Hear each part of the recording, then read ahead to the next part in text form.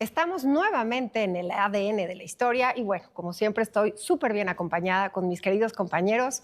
Benito Taibo. Alejandro Rosas. Y bueno, seguimos en este lugar magnífico, en esta capilla gótica del Instituto Cultural Helénico. Estamos rodeados de arte, de cultura, de historia y lo que más nos impresiona y nos gusta y nos llena de alegría de estar en estos lugares es el ADN de eso que estamos hechos los mexicanos.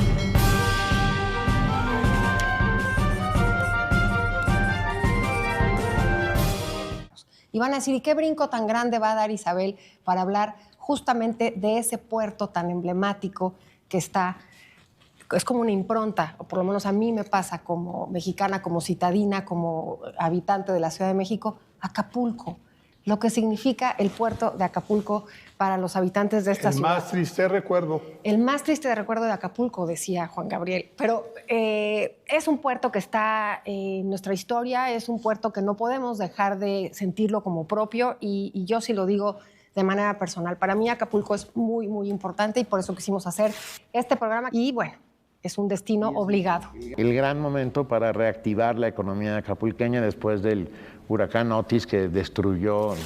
Pero fíjate que se ha levantado mucho, según me han contado gente que ha estado, pues ya fue más de un año lo de Otis, sí. Y pues la gente ha respondido. Pues, a pesar de la violencia indiscriminada que vive el puerto desde hace más de una década, la gente sigue yendo, se sigue paseando, sigue yendo a Puerto Marqués, sigue yendo a La Quebrada. O sea, sí es uno de esos paseos tradicionales familiares, yo creo que más o menos desde la segunda mitad del siglo XX, ya propiamente sí, con ese afán, ¿no? Exacto. La historia de Acapulco es muy larga, siempre ha estado ubicado en un lugar privilegiado, esta bahía maravillosa, no me acuerdo los kilómetros que tiene, pero es una 32 kilómetros de playas. Increíble. Sí.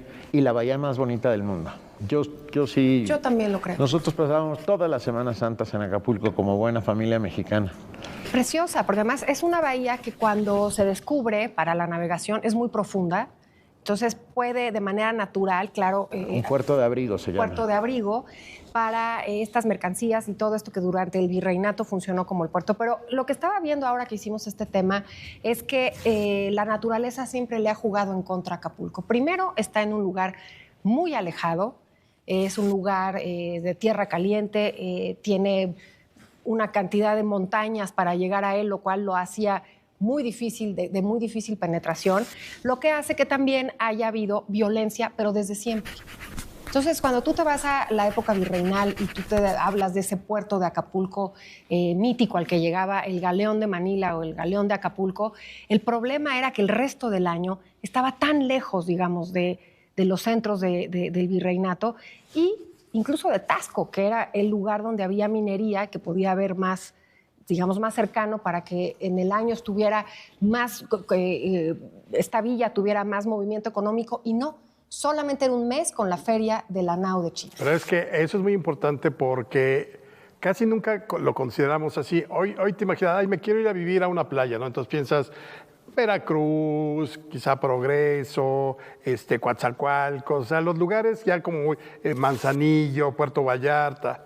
Todos esos lugares no eran lugares de vida cotidiana, eran lugares a donde la gente llegaba para las ferias. Por ejemplo, Veracruz no era que llegaras, vamos al café de la parroquia y luego hacemos negocios. Eso ya es muy en el siglo XIX. Antes, y eso lo platica muy padre esta Úrsula Cama en su libro sobre la Nueva España. Ecos de Nueva España. Ecos de Nueva España, donde dice que pues, la gente llegaba a Veracruz cuando sabían que venía la flota de Europa, o sea, que venía de Cuba y luego desembarcaba en Veracruz, o cuando iban a mandar las mercancías desde la Nueva España. Ahí era el movimiento, había trabajo, vivan las tabernas. Pues decían en algún momento dado de Veracruz que ahí iba a llegar el anticristo. Por ahí se anunció en 1707, alguna cosa así. Y decían, pues ¿cuál? Si aquí de todas maneras es una ciudad del pecado. Si va a llegar, pues aquí ya nació. Porque todo era la prostitución, el juego. Hasta después, ya que entró otra dinámica urbana, fue que ya se convirtió en lugares de establecimiento fijo. Y Acapulco fue exactamente Lo mismo, durante siglos, efectivamente, en una villa. Sí, la villa de Acapulco, ya así llamada, pero sin duda el galeón de Manila o la nao de China fue Acapulco el puerto principal de donde nos llegaban estas maravillas desde Oriente, especies, tibores, telas. Tuvimos el contacto con Oriente gracias a este galeón de Manila, que realmente eso venía desde Filipinas trayendo todas las cosas que se podían conseguir desde Oriente. A mí Acapulco siempre me ha parecido maravilloso, me ha parecido un sitio espectacular y tiene un montón de historias. Un montón. Pienso de repente en el primer ayuntamiento socialista que hubo en este país, que no fue en Yucatán, como todo el mundo cree, sino en los años 20 en Acapulco, con el Partido Obrero de Acapulco, liderado por Juan R. Escudero, que gana las elecciones, le disparan, lo dejan muy mal, se vuelve a postular y vuelve a ganar. Matan 3 veces a Juan R. Escudero, Juan Ranulfo Escudero, un personaje espectacular, y lo cuento todo en mi novela Polvo, por si alguien... Es la historia del puerto de Acapulco, del Ayuntamiento Socialista de Acapulco está contada en esta novela, por si le interesa a alguien. Oye, pero qué bueno que mencionan la nao de China, porque, bueno, la nao de China no era un barco, era una empresa naviera que hacía el viaje desde la Nueva España hasta Asia y de regreso, o sea, era un viaje de ida y uno de regreso al año. Pero lo interesante fue que, recuerden que en 1521 cae Tenochtitlán y de 1521 a 1565 no había manera de que alguien se embarcara a Asia y regresara por el Pacífico. No habían encontrado una ruta marítima de regreso. Entonces, si tú te ibas, digamos, en 1530, tú te embarcabas en Zacatula, que era el primer puerto primero, luego lo que sería Zihuatanejo. Si te embarcabas hacia Asia, valga la expresión. Tenías que ir a San Francisco.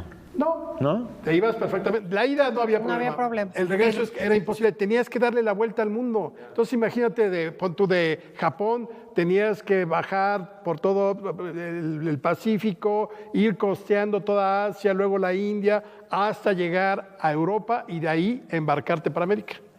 Entonces, cuando en 1565 le encomiendan a Fray Andrés de Urdaneta y a Gómez de Legazpi, que a ver cómo le hacen, dice Felipe II, pero ustedes me encuentran una ruta de regreso, llegan hasta las Filipinas, Legazpi se queda ahí para la conquista de las Filipinas, y Urdaneta, que había sido marinero antes de hacerse fraile, pues empieza a preguntar por aquí y le dicen los japoneses, oye, pues sí, si van un poco al norte, ahí hay una corriente que se llama corriente negra, Kuroshio, y que es muy cálida y que te permite navegar en sentido contrario sin que te vayas a perder. Y en 1565 descubren esa ruta, el tornaviaje se le llama, y ahí es donde llega Urdaneta, muy al norte, digamos, por la Baja California, por ahí, y luego van navegando al sur, pero se dan cuenta que ya habían podido regresar a la Nueva España y llegan hasta el lugar donde está hoy Acapulco. Y ahí se dieron cuenta que ahí tenía que ser el centro de operaciones de ya cualquier viaje a Asia, y no ya Zacatula, que es más o menos por la barra de Navidad, ni Zihuatanejo. Eso cambió la historia del mundo. Del mundo, es la ruta más larga y longeva. Porque México se convirtió en el eje del comercio internacional. De Asia, América, llegaban a Acapulco, la feria, trasladaban toda la mercancía a Ciudad de México, que se quedaba una parte, y otra llegaba a Veracruz y le embarcaban a Europa, España, a la metrópoli. Oye, y además este puerto, me voy a ir un poquito atrás, todavía en 1532, muy temprano, Hernán Cortés tenía esta idea de seguir haciendo expediciones tanto al Mar del Sur como que había en el norte. Y entonces en 1532 le dan la categoría de puerto, porque saldrá una embarcación justamente para navegar ese Pacífico, ver qué es lo que había arriba. Incluso ya saben que Hernán Cortés estaba buscando, encuentra el Mar de Cortés, porque estaba buscando... No, ya no se llama así. Ya no, pues le seguiremos poniendo Mar de Cortés, pero a lo que voy es es el Golfo de Baja California. No, el Mar de Cortés sigue siendo el Mar de Cortés. El que no es el de la Golfo península. Lo quitó López Obrador, él dijo, ya no le vamos a llamar Mar de Cortés. Sí, no, pero sigue... Bueno, ya no le llames así. A mí me gusta el Mar de Cortés porque, bueno, en fin, 1532 es cuando empieza a ser puerto. Pero ¿qué pasa durante el año? Durante el mes de la feria era muy importante y llegaban, como dices, Benito, porcelanas, tibores, las especies, nos llega el mango de Manila, nos llega absolutamente todo lo que durante 250 años le da ese sabor a nuestro país. Pero ¿qué pasa con el puerto? Otra cosa en su contra. Los huracanes. Sí. Los huracanes siempre estuvieron presentes, sí era un punto estratégico. Y los temblores. Y los terremotos. Ahora, el Puerto Marqués es nombrado así justamente por el Marqués del Valle, por Hernán Cortés.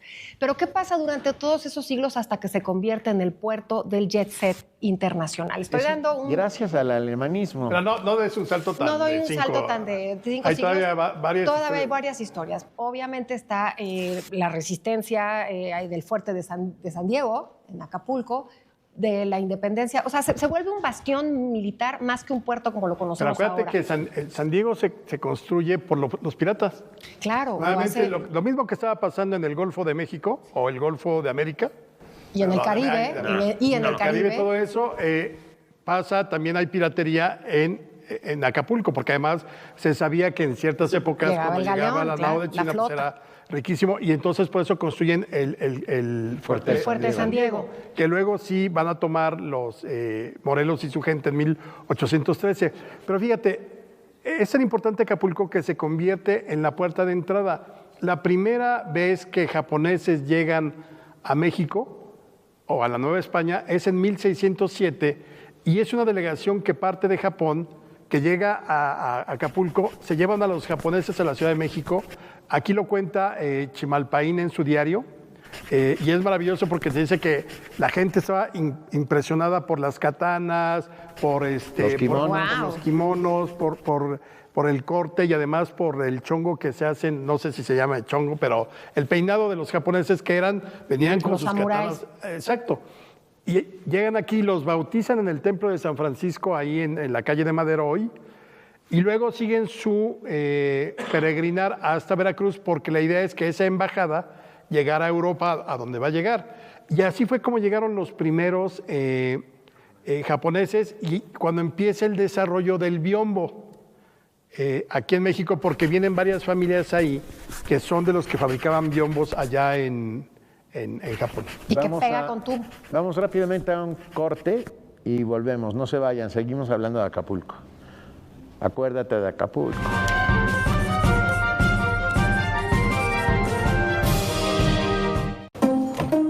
Los sucesos más relevantes del espacio nacional solo pueden ser llevados por dos grandes analistas.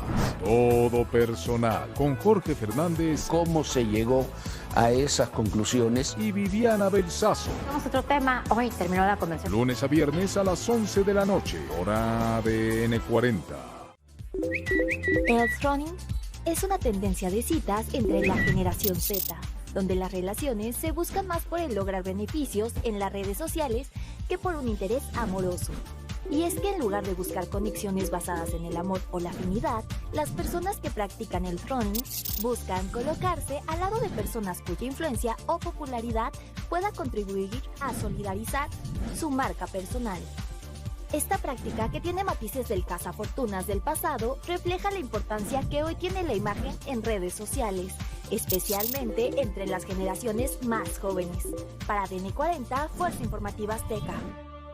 Las noticias no paran y tú tampoco. Por eso siempre encontramos la manera de informarte en donde estés. Análisis y coberturas de los eventos más importantes en México, el mundo, tu colonia y chance hasta tu calle. Toda la información cuando quieras, donde quieras. Somos ADN 40.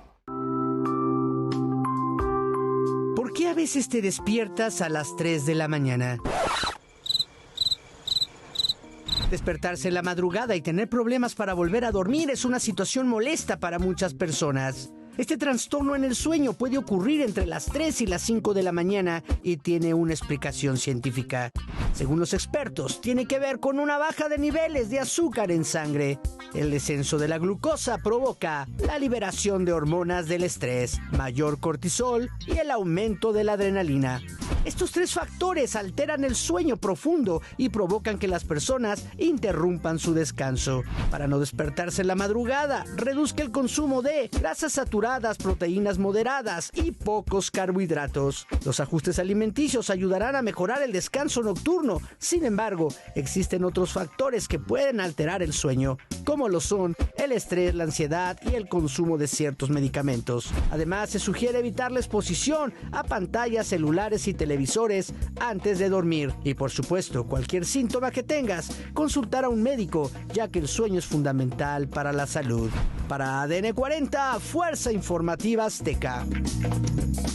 Cada día tiene cosas nuevas. No te quedes fuera del mundo de la información. Noticias para despertar. Con Valentina Rodríguez y Viridiana Hernández. Es importante que conozca el estado de las líneas del metro capitalino. Lunes a viernes a las 5:30 de la... Estamos de regreso y nos quedamos con esto de los biombos. Esos biombos que además pegaron con tubo en el gusto y en la estética de las casas cotidianas de todo el virreinato, no nada más los biombos, porque todo lo que llegaba de Oriente, que le llamaban chinesco, podía ser de Japón, como los biombos, o podía provenir de India, de Filipinas, en fin. Nos encantó esa estética, lo chinesco nos enloquece y está en todo nuestro arte virreinal y hasta la fecha. Pero justo hablando de eso que decías, Alejandro, que de Acapulco nos íbamos a la Ciudad de México durante muchos días.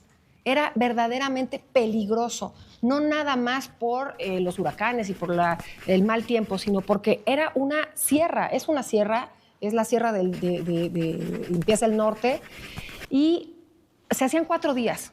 Y era peligrosísimo. Con mi papá hacíamos 2, porque claro, se le olvidaba cambiar de primera a segunda. Pero efectivamente, ¿pero quién quería ir a Acapulco? No había nada. Exactamente, o sea, entonces... Por eso yo había dado ese brinco, porque el brinco se da cuando apenas en el siglo XX se hace una carretera que se hacían 12 horas, que era guau, revolucionario. 12 horas para llegar a Acapulco. Y eso fue en 1920. 27 en el gobierno de Calles. Hoy estamos a 3 horas y media del puerto de Acapulco.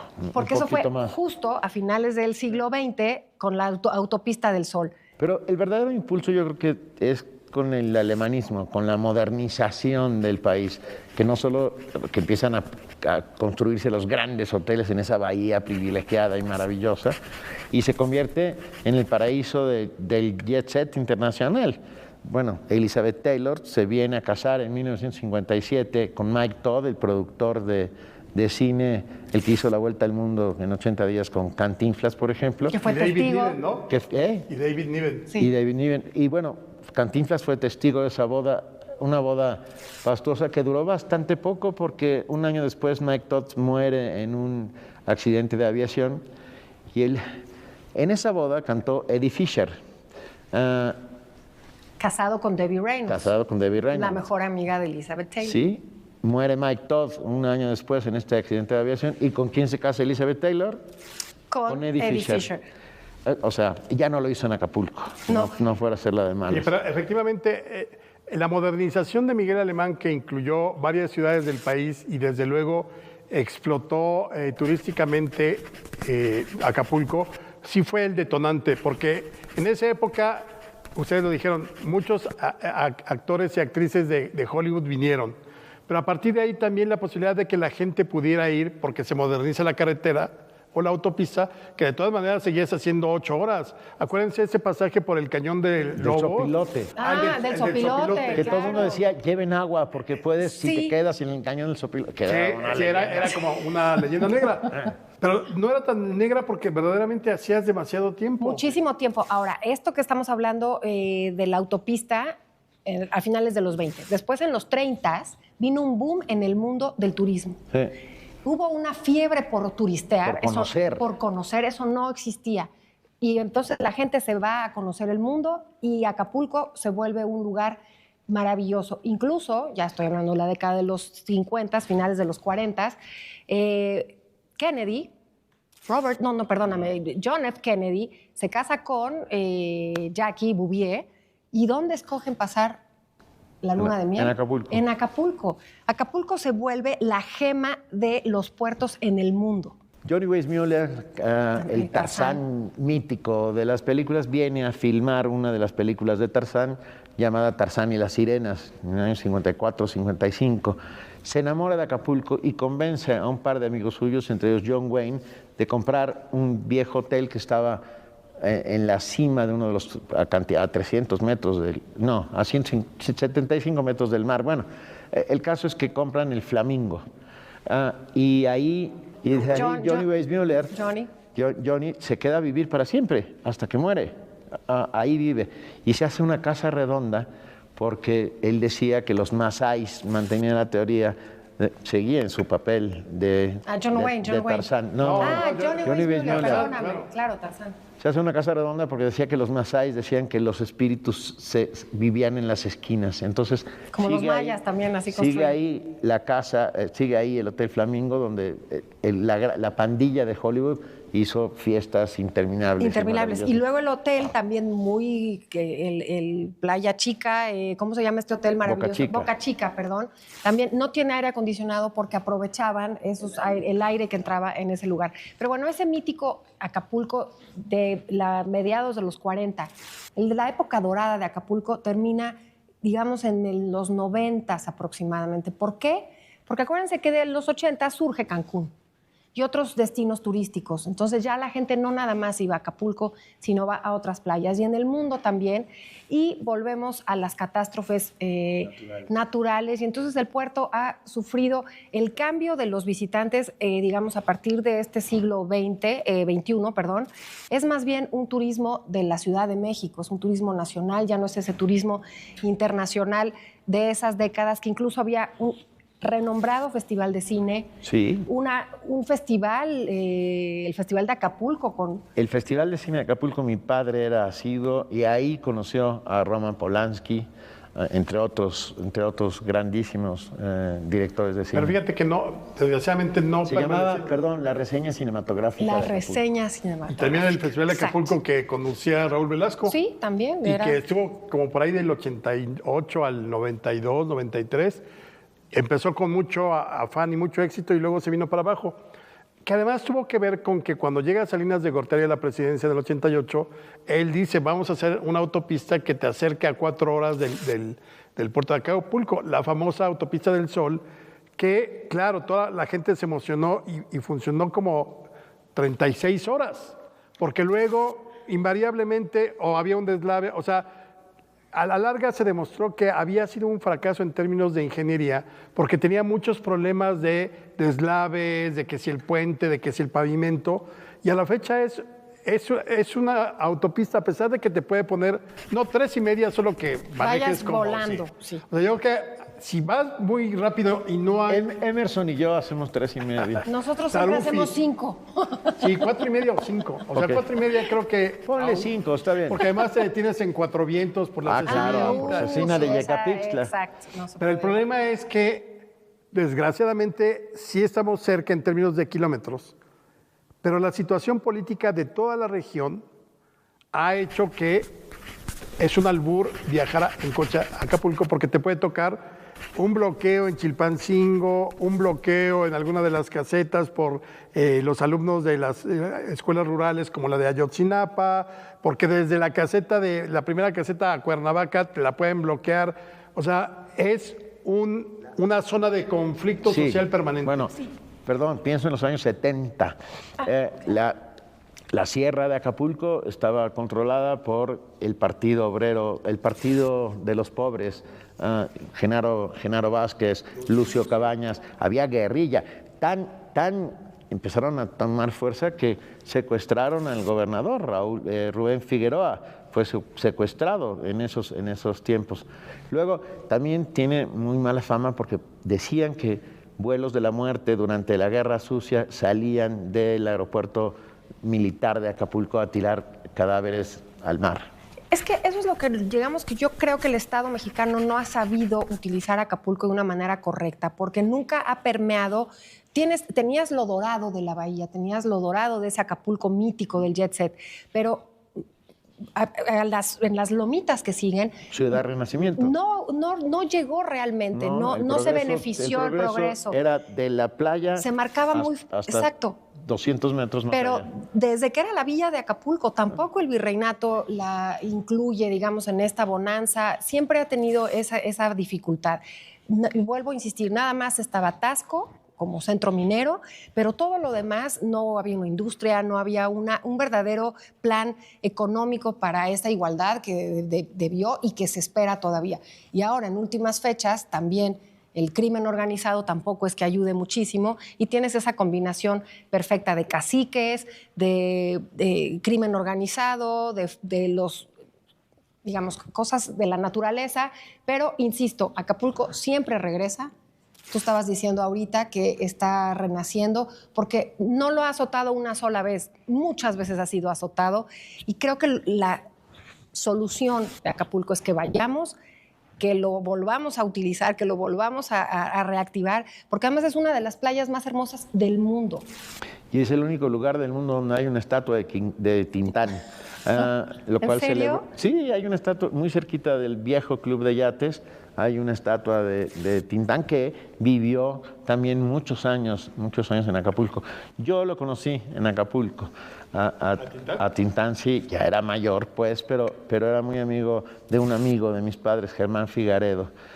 Entonces, estuve con Tintán, con lo cual ya me gané la gloria. Y además Acapulco tiene muchos lugares. Está el nuevo Acapulco, el famoso Acapulco Diamante, las playas. Pero ya fíjate que es el nuevo, pero es de los 90. Por eso te digo que ya pasaron 25 años de este nuevo siglo y se consolidó con unos departamentos muy lindos, tiene centros nocturnos, bueno, pocos ya, pero hay que reactivar. La primera época era cuando estaba el Baby O. Bueno. ¿Qué sigue?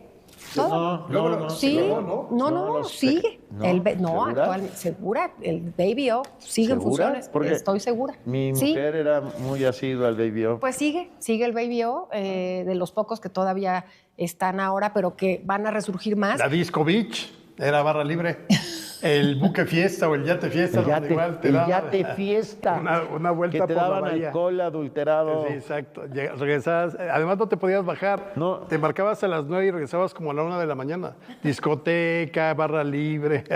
Claro, oye, los primeros tiempos compartidos que yo escuché ese término Acapulco. fue en Acapulco, en el Acapulco Plaza también de los años 80. Madre. Y bueno, todos tenemos una historia en Acapulco. Una de las mejores paellas del mundo se dan en Acapulco.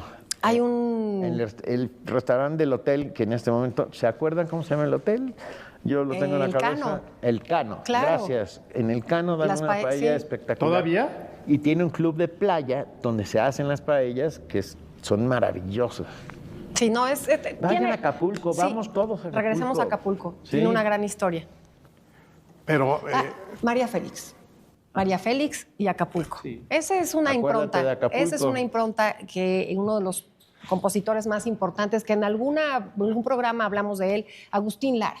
Agustín Lara y también, en tiempos más recientes, Juan Gabriel. El más triste recuerdo que tenía Juan Gabriel de Acapulco era el de su madre. Y cuando se muere, hace una canción maravillosa cantada por Rocío Dúrcal que se llama Amor Eterno.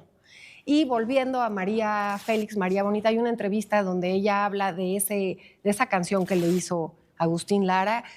No puedes desvincular a María Félix de Acapulco con María Bonita. Pero ella, ¿qué habrá dicho de Acapulco? Porque obviamente la vinculas por la canción, pero yo al menos así, digamos, a simple vista, no recuerdo de que ella Nada. fuera alguien que promoviera y que dijera, no, Acapulco es lo más increíble. No, más bien como todos que iban al puerto porque ya se daba por sentado que era esta joya del Pacífico, porque lo era, realmente era un lugar maravilloso Bueno, para vacacionar. allá por los 80, principios, finales de los 70, hubo varias grabaciones del Chavo del Ocho que toda la vecindad se iban a Acapulco. En Caleta.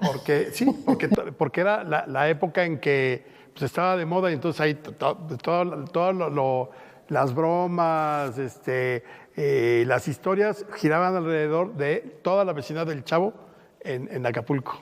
Oye, y en tiempos más recientes las telenovelas Acapulco, Cuerpo y Alma o una anterior con Lucía Méndez y con Andrés García, Tú o Nadie. Se trata de este ¿Pero era en magnate Acapulco? que vivía en Acapulco, claro. El protagonista era Acapulco. Pineda. Salvador Pineda era el malo. Y Andrés García era. Bueno, Andrés García muere en Acapulco. Corazón de piedra, exacto. corazón de piedra. De todo, por eso te digo que Acapulco lo tenemos como una impronta. Bueno, Ringo Starr le hace una canción a uno de los hoteles icónicos de Acapulco. Ese es un rolón, Las Brisas. Las Brisas. Sí. Es que de verdad hay que descubrirlo, hay que ir otra vez. Es muy buena oportunidad. O no vayan y en Spotify pongan Las Brisas. No, sí vayan a Acapulco. Vayamos ya todos. se nos acabó el tiempo, así que esto fue el ADN de la historia, hablando de ese puerto que tenemos grabado en el ADN. Gracias.